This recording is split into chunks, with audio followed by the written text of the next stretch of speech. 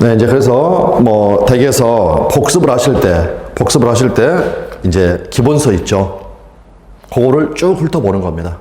기본서를. 근데 여기에 나와 있지 않은 내용은 안 보셔도 됩니다. 안 보셔도. 원래 기본서라는 게 이제 빠짐없이 널려도 하다 보니까 우리 시험하고 관련 없는 판례.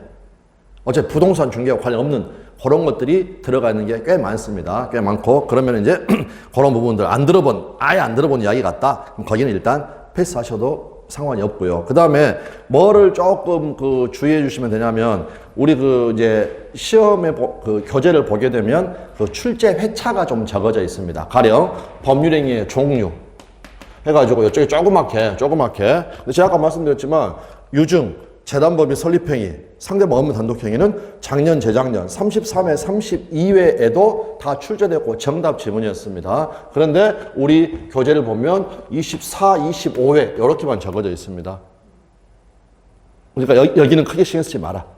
그 회차. 그리고 이거 보고 그냥 괜히 최근에는 안 나왔는 모양이다. 그렇게 생각하시면 안 됩니다. 좀 부정한 부분이 있습니다. 부정한 부분이 있다. 자, 그래서 일단 지금 우리가 하고 있는 걸 제가 이제 요약서라고 부르고, 이 요약서, 그러니까 작년에 그 한 학원에서 굳이 우리 민법 점수가 형식적 만점은 100점이지만 실질적 만점은 몇 점입니까, 여러분? 80점인 거 아시죠? 무슨 말 아시겠나요?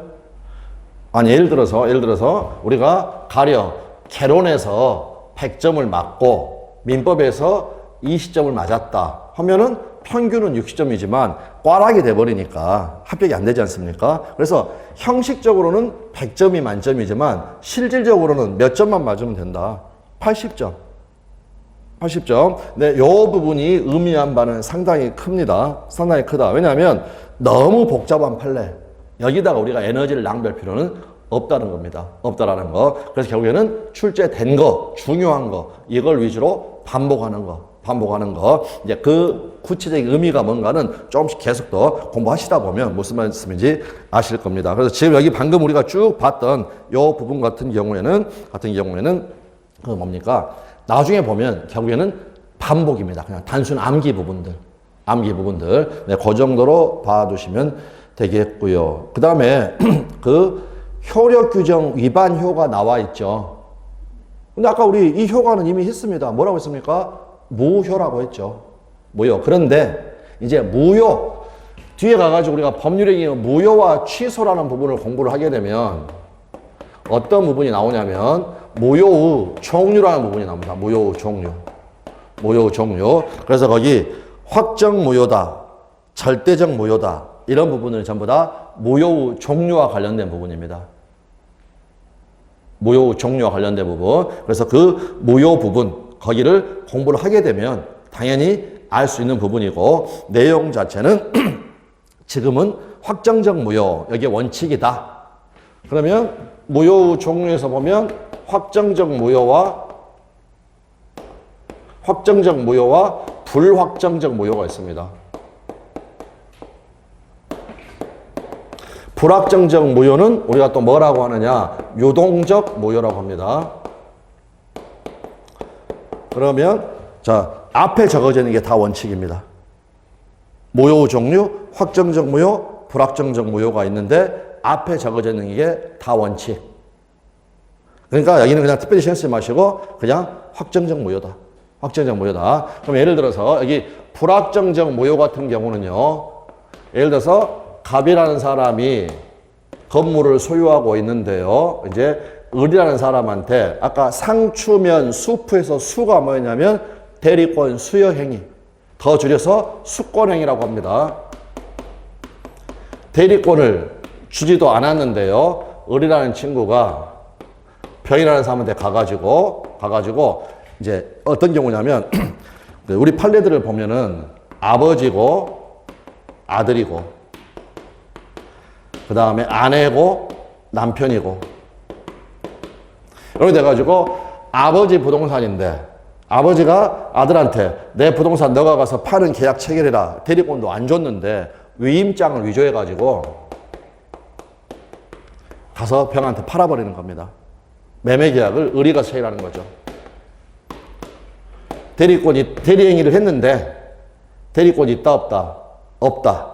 이런 걸 뭐라고 하냐 우리가 계약의 무권 대리라고 합니다.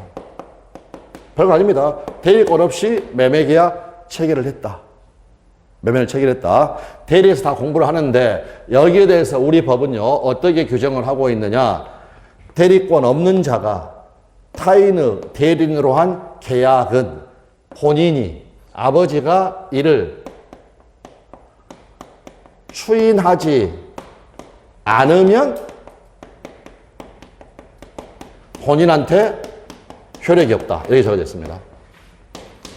그냥 대리권 없는 자가 타인의 대리인으로 한 계약은 무효다라고 적어져 있는 게 아니라 본인이 이를 추인하는 것은 사후에 승인하는 겁니다. 나중에 인정하는 거. 나중에 인정하지 않는 한 본인에 대해 효력이 없다.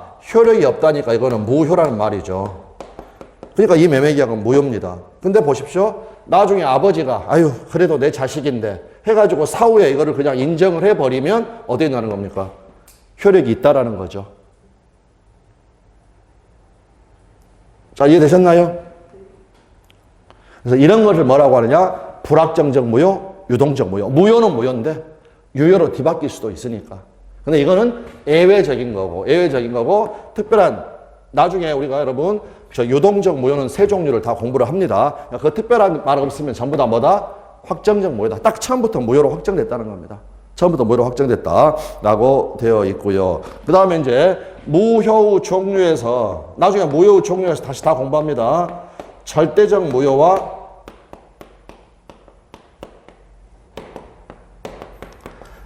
상대적 무효라는 게 있습니다. 절대적 무효와 상대적 무효라는 거. 그럴 때 참고로 자 여기요. 여기 자 왜 이 소리 하느냐. 갑하고 라고 임대차 계약을 체결하면 을은 갑에 대해서 임차권을 갖게 되고 아까 이 임차권은 채권이라고 그랬죠. 다시요. 갑소유의 토지에 대해서 을이란 애가 빌려 쓰는데 지상권이라는 물권을 갖게 되면 물권의 특징은 뭐냐면 절대권입니다. 그래서 민법에서 나오는 이 절대라는 말은 어떤 의미가 있느냐?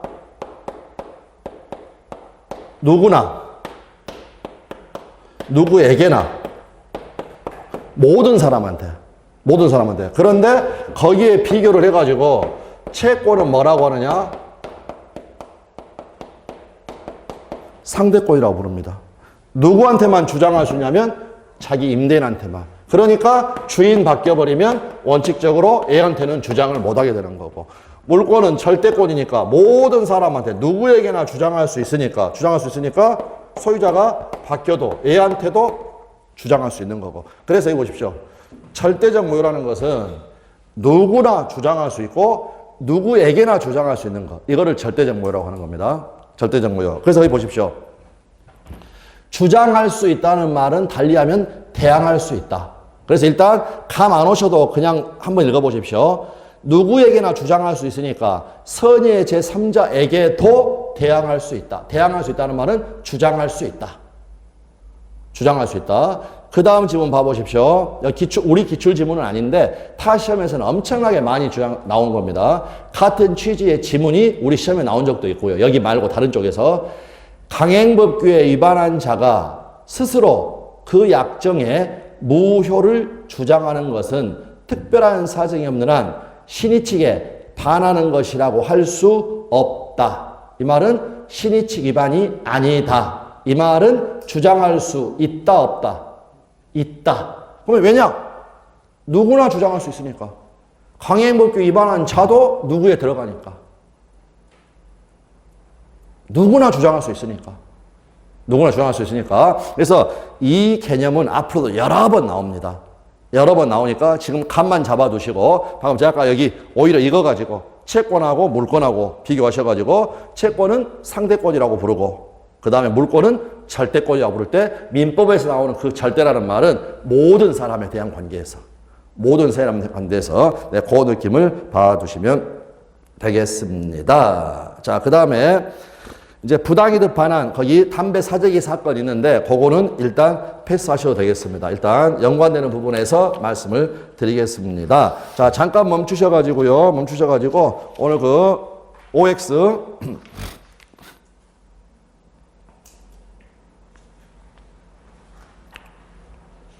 거기에서 20번 한번 봐보시죠. 20번. 예전 지문이긴 한데 법률 행위가 효력 요건을 갖추어야 당사자가 의도한 법률 효과가 발생하는 것이지 효력 요건을 갖추지 못하였다면 그 법률 행위는 무효죠. 또는 취소할 수 있죠. 그러니까 의도한 법률 효과가 발생한다 안 한다? 발생하지 않는다라는 것 이렇게 봐두시면 되겠고요. 그 다음에 22번 농지 취득 자격 증명은 농지 매매의 효력 발생 요건이다 아니다? 아니다. 요거는 묻지마 암기하자. 일단은 네, 그 정도 말씀드리겠습니다. 자, 그 다음 3페이지 가보시면 25번 한번 봐보시면 계약이 체결된 후에 매매 목적 건물이 전부가 불에 타버려서 멸실됐습니다. 그 매매 계약은 무효로 된다. 후발적 불능은 계약 자체는 유효하다고 그랬죠. 네, 어떠한 문제가 발생을 하느냐? 그건 아까 우리가 두 문자로 최위의 문제가 발생합니다. 네, 그게 지금 뭔가는 크게 신경 안 써도 되겠고요. 그 다음 28번 공인중개사법상 개업 공인중개사가 법령에 규정된 중개보수 등을 초과하여 금품을 받는 행위를 금지하는 규정. 요거는 효력 규정입니다. 아까 안 읽었습니다. 지금 책에 있는데 안 읽었다. 수수료 초과하는 부분. 네, 그래서 이건 효력 규정이다 하면 맞는 지문이 되겠고요. 그 다음에 29번 부동산 등기 특별조치법상 아까 미등기 전매 중과생약 등기를 금지하는 규정. 공인중개사법상 개업 공인중개사가 중개 의뢰인과 직접 거래를 하는 행위를 금지하는 규정. 요거는 단속 규정이다라고 했고요. 지금 기억 안 나셔도 상관없습니다. 아, 이런 식으로 나왔구나. 그냥 반복만 해주면 되는 거구나. 거기 밑에 33의 1 해가지고요. 공인중개사 자격이 없는 자가 우연히 일회성으로 행한 중개행위에 대한 적정한 수준의 수수료 약정. 이거는 유효, 무효? 유효. 업으로 하는 사람이 했으면 그거는 무효. 이런 식으로 확인해 주시면 되겠습니다. 자, 그 정도 일단 봐주시면 되겠습니다. 요 정도. 자, 그리고 이제 우리 교재로 오십시오, 여러분. 8페이지. 8페이지 잠깐 이제 저기 요약서. 네.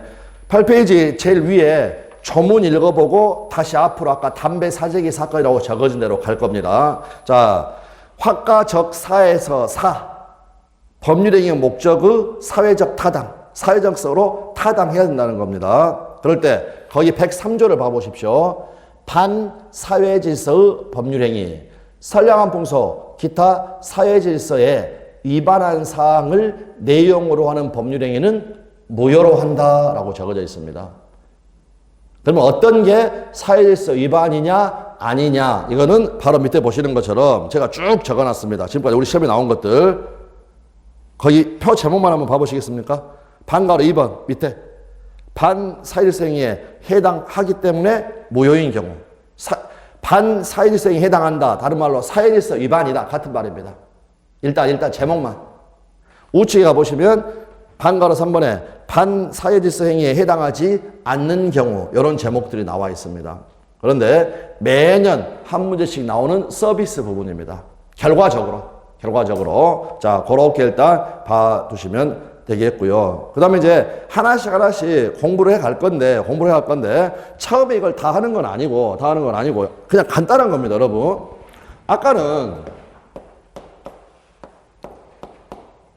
갑이 을한테 소유권을 넘겨주기로 했고 우리 대금을 지급하기로 했습니다. 이 내용에 지금 문제가 있나요, 없나요? 없죠. 근데 어떤 약속을 했냐면 자, 을이 갑한테요 1억 원 주기로 했습니다. 1억 원. 그런데 왜 주기로 했느냐? 갑이 끔찍이 싫어하는 병, 애를 두들겨 패달라고 또는 없애달라고. 즉 우리가 말하는 청부폭력, 청부살인 이런 내용이라면 이거는 사회질서 위반되니까 허용이 된다 안 된다? 안 된다라고 이야기를 하는 겁니다. 그래서 대표적으로 사회질서 위반이다 또는 반사회질서 행위다 또는 반사회적 법률 행위다 라고 하는 대표적인 게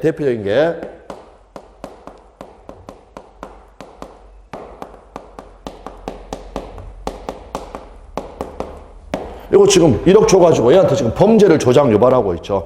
이러한 것들이 바로 대표적인 사회질서 위반에 해당하는 겁니다. 해당하는 것. 근데 이제 그거는 하나씩 앞으로 보면 되는 거고, 다시 한 번만, 자, 위에 다시 봐보십시오. 103조 다시 한번 읽어봅니다. 반사회질서의 법률행위 8페이지. 선량한 풍소, 기타 사회질서에 위반한 사항을 내용으로 하는 법률행위는 무효로 한다라고 되어 있습니다. 그런데 우리 시험 범위가 아닌 746조에 103조하고 동전의 양면, 103조가 동전의 앞쪽이라면 이쪽이 뒤쪽. 그 말은 무슨 말이냐면 불법 원인 급여에서 불법이 바로 위에 반사회질서 법률행위를 이야기한다는 겁니다. 그래서 내용을 보시면 불법의 원인으로 인하여 재산을 급여하거나 주거나 노무를 제공한 때에는 그 이익의 반환을 청구하지 못한다라고 되어 있다는 겁니다. 못한다라는 거. 자, 그럼 이거는 구체적으로 판례를 통해 가지고 어떤 상황을 이야기하느냐. 그러기 전에 우리는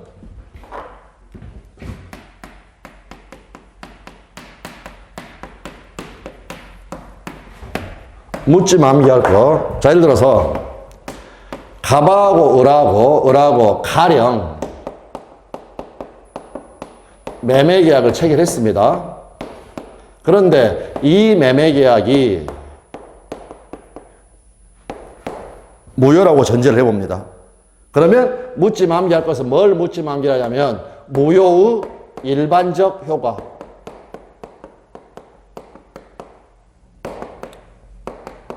자, 그냥 간단하게 생각하면 됩니다. 이 매매계약이 무효입니다. 무효니까 이 매매계약에 따른 권리 의무는 발생합니까? 안 합니까? 안 한다는 말이죠. 그 말은 아직 계약만 체결했고 이행을 하기 전이라면 이행할 필요가 있다 없다? 없다. 채무가 없으니까. 그런데 무효인 계약에 따라서 이행을 해버렸다. 이럴 때는 자 보십시오. 을이 갑의 재산을 매매계약이 무효인데 만약 A한테 소유권을 넘겨받았다라고 해버리면 A가 누리고 있는 이 이득은 법률상 원인이 있는 건가요? 없는 건가요? 법률상 원인 없이 이득을 보고 있는 겁니다. 이걸 줄여서 뭐라고 하나 정당한 이득입니까? 부당한 이득입니까? 부당한 이득. 그래서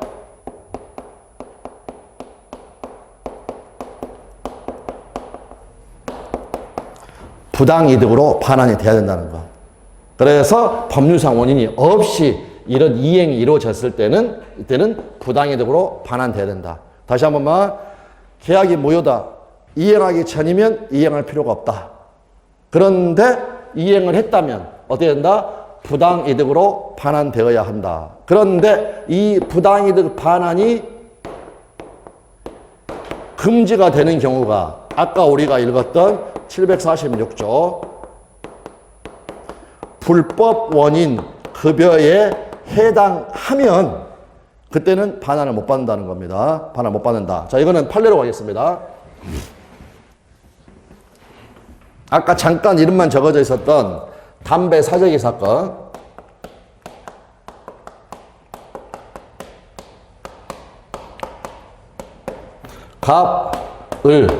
갑을 이제 과거에 한국담배인삼공사, 뭐 지금으로 따지면 KTNG가 되겠죠. 담배인삼공사.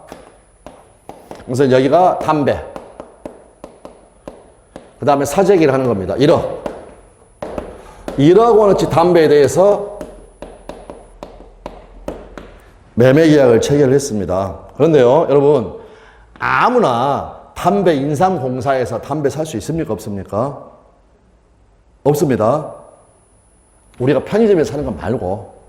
그래서 이 담배사업법에 의해서 이 사업자로 등록된 사람만 담배 인삼공사에서 담배를 많이 살 수가 있다는 겁니다. 살 수가 있다. 그런데 요 의리란에는요, 자격이 없는 사람이었습니다. 원래는. 그런데 담배 인삼공사에는 누가 다녔냐면 의뢰 절친인 병이란 애가 직원이었습니다. 임원이었죠. 더 엄연하게 말하면. 그래서 결국에는 왜 여러분 담배 사재기 했겠습니까? 담배값이 대폭으로 인상된다는 소식을 의리병한테 들은 거죠. 의리병한테. 그래서 지는 무자격자, 자격이 없는 사람인데 요 절친, 요 임원인 요 친구가 자격을 다 위조를 해버린 겁니다. 실제로는 있다 없다 자격이 없는 사람. 없는 사람이 이렇게 1억 원어치의 매매 계약을 체결했다는 겁니다. 그러면 이 매매 계약은 여러분 유효일까요? 무효일까요? 여러분 느낌상 무효. 그러면 그 담배 사업법 규정은 강행 효력 규정이겠습니까? 단속 규정이겠습니까? 무효니까 효력 규정. 자, 그래서 일단 매매 계약 체결하고요. 대금을 다 지급을 했습니다. 그런데요, 이 병이라는 친구가 꼴통이어가지고 이 내부적으로 이런 사건만 친 게 아니라 여러 가지 사건을 저질렀습니다. 그랬다가 이제 이 감사에 걸려가지고 이 친구가 이것저것 따지다 보니까 이런 일까지 있었다는 게 발각이 된 겁니다. 그래서 담배인삼공사에서 요 담배값을 안 돌려주는 겁니다. 1억 원을. 그래서 갑을 상대로 해가지고 어떻습니까? 소송을 대법원까지 갔죠. 대법원까지 갔다. 그래서 이 경우에는 방금 무효 효과. 만약에 매매 계약만 체결했으면 1억 원 이행하기 전이면 1억 원 줄 필요가 있다 없다? 없다. 1억 원을 줄 필요가 없는데 1억 원을 줬다. 얘는 지금 의뢰재산 1억 원으로 지금 이득을 보고 있다. 법률상 원인이 있다 없다? 없다. 그래서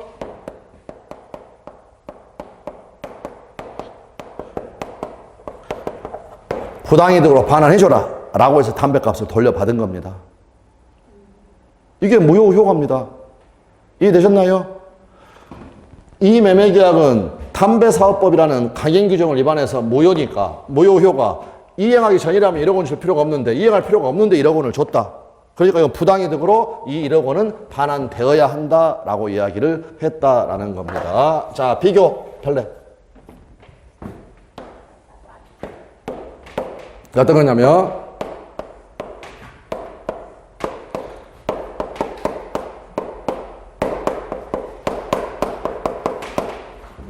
갑이 을한테 부동산 아파트를 하나 준다고 합니다. 그런데 뭐라고 하면서 달라고 하냐면 내 첩이 돼달라.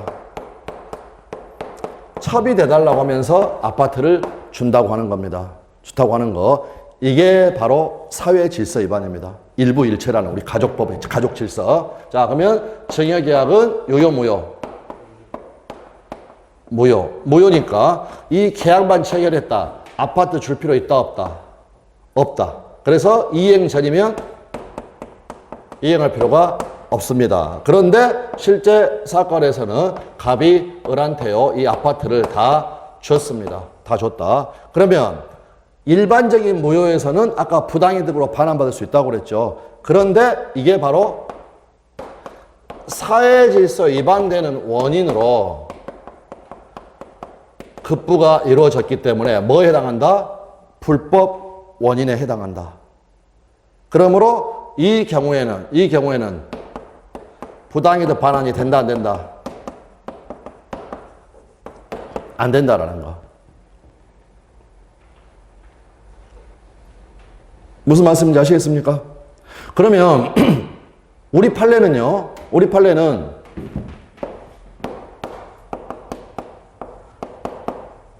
강행 규정 위반하고 사회 질서 위반하고 구별합니까? 안 합니까?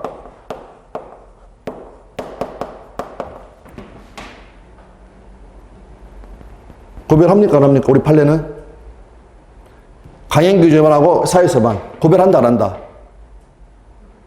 구별한다. 강행 규정 위반에서는 반환을 받았다 못 받았다? 받았다. 사회 질서 위반일 때는 반환을 받는다 못 받는다? 못 받는다. 그래서 두 개를 구별한다는 겁니다. 구별한다. 그러니까 결국에는요, 약간 농담식으로 이야기하면 어떻게 구별하는 거냐. 강행 규정을 위반한 놈은 그냥 잡놈입니다. 잡놈.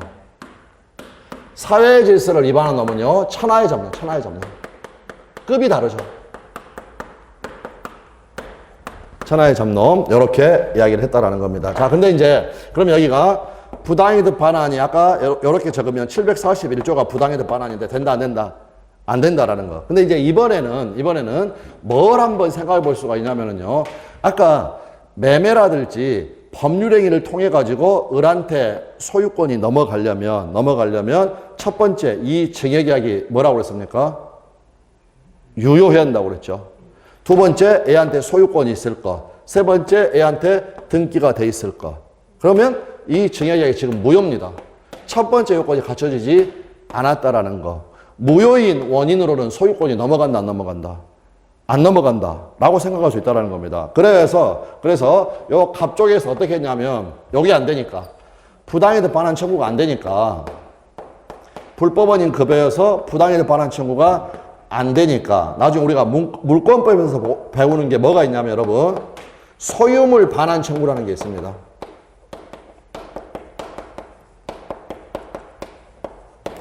요 증여계약 무효였다. 그러니까 내 거다. 내 거니까 돌려줘라. 라는 거. 이거를 우리 대법원 판례는요. 예전에는 긍정을 하다가 요 사건에서 이것도 안 된다. 라고 이야기를 했습니다. 그래서 결국 이렇게 생각하시면 됩니다. 만약 소유물 반환 청구를 허용을 해버리면 요거 아파트 하나 가지고요. 을녀랑 잘 놀다가 실적 나면 소유물 반환 받아가지고 이렇게 병녀한테 가고요. 또 잘 놀다가 부당이득 반환 청구는 안 되니까 소유물 반환 청구해가지고 반환 받아가지고 또 놀고 이렇게 돼버리면 이거 가지고 1첩, 2첩을 만들 수 있다는 거다. 1첩, 2첩, 3첩, 4첩. 이거는 금지해야 되겠죠. 그래서 이거는 1첩, 2첩 금지 사건. 나중에는 줄여서 1첩, 2첩 사건 이렇게 얘기할 겁니다. 1첩, 2첩 사건. 자, 그러면 이거 한번 봐보십시오. 을의 친구가 병이라는 사람이 있는데요. 병이라는 사람이 있는데 절친이기 때문에 이런 일이 있었다는 걸 다 잘 알고 있습니다. 그런 병이 을하고 매매계약을 체결을 해가지고 등기를 받았습니다. 병은 소유권을 취득할까 못할까? 이게 기출문제입니다. 근데 아까 병이 매매를 통해서 소유권을 취득을 하려면 첫 번째 이 매매계약이 유효할 것. 두 번째 을한테 소유권이 있을 것. 세 번째 병 앞으로 등기가 이루어질 것. 자, 을한테 소유권이 있나요? 그때 우리 판례는 뭐라고 하느냐? 갑은 을한테 부당이득 반환도 못 받고 소유물 반환 청구도 못하고 그래서 요 을은 반사적으로 소유권을 취득한다. 이런 표현을 씁니다. 거기서 반사적이란 말은 어떤 의미였냐면 증여가 유효해서 소유권을 취득한 게 아니라 갑이 을한테 돌려받을 방법이 없으니까. 그래서 을이 소유권을 취득을 한 겁니다. 따라서 을이 소유권을 취득을 했기 때문에 병도 소유권을 취득한다라는 거죠. 되셨나요? 왜? 매매 유효. 특별한 사정이 없으면 계약은 유효한 게 원칙입니다. 매매 유효. 을한테 소유권이 있었으니까 병 등기 받았으니까 소유권 취득한다. 소유권 취득한다. 네, 요렇게 해서 요 두 개를 앞으로 계속 반복할 거니까 담배 사재기 사건, 그 다음에 1첩, 2첩 사건 이렇게 구별해가지고 알아두시면 되겠습니다. 자, 7페이지로 가셔가지고 제일 하단에 부당이득 반환, 법률의 금지에 위반하는 경우라 할지라도 담배사업법을 위반했죠. 그것이 선량한 풍속, 기타 사회질서 위반하지 않는 경우에는 천하의 잡놈은 아니고 그냥 잡놈에 불과하니까 불법 원인 급여다 아니다. 아니다. 따라서 이행한 그뿐은 부당이득 반환을 청구할 수 있다. 담배값 받았다 못 받았다? 받았다. 천하의 잡놈까지는 아니니까. 아니니까. 네, 그렇게 해서 봐두시면 되겠습니다. 자, 됐고. 그 다음에 10페이지 잠깐 가보시면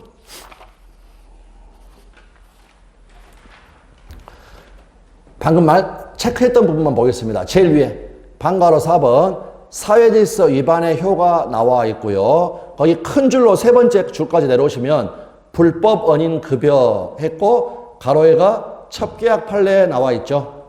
되셨나요? 이게 1첩, 2첩 사건입니다. 그러면 거기 관련 우리 기출지문 불법 원인으로 급여를 한 사람은 그 남자 생각하면 됩니다. 그 원인행위가 법률상 무효라 하여 상대방에게 부당이득 반환 청구를 할 수 있다 없다? 없다. 불법 원인 급여니까. 다음 불법 원인으로 물건을 급여한 사람은 원칙적으로 아까 제가 소유물 반환 청구라는 거 나중에 물권법에서 다 자세히 공부합니다. 소유권에 기하여 반환을 청구할 수 있다 없다? 없다. 부당이득 반환 청구도 안 되고 소유물 반환 청구도 안 되고 따라서 마지막 불법 원인으로 급여한 물건의 소유권은 급여를 받은 상대방에게 귀속이 된다. 이 첩이 소유권을 취득을 한다라는 겁니다. 그래서 그 두 개를 비교를 해서 확인을 해 주시면 되겠고요. 자, 그러면 다음 시간에 사회질서 위반 여기를 계속 가도록 하고 오늘 지금 어디만 하나 좀 보시냐면 잠시만요. 거기 4페이지에 OX 4페이지에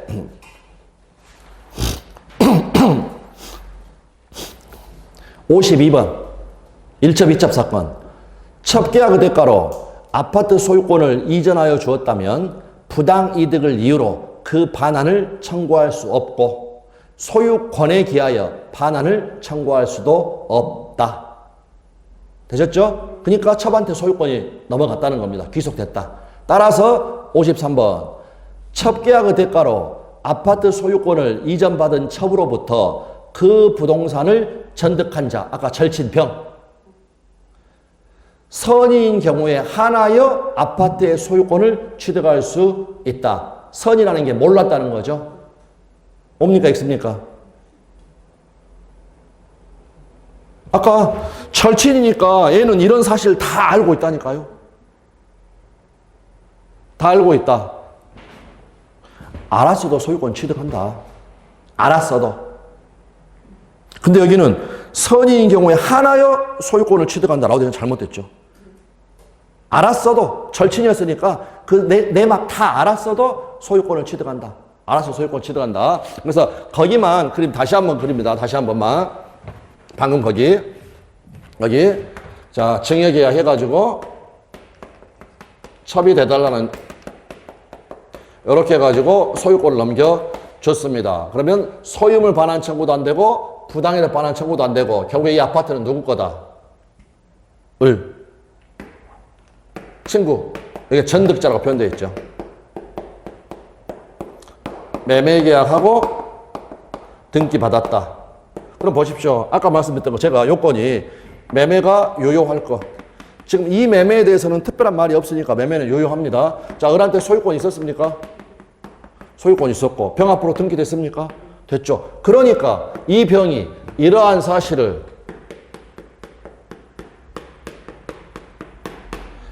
알았냐? 몰랐냐? 이런 건 따진다, 안 따진다? 안 따진다라는 거.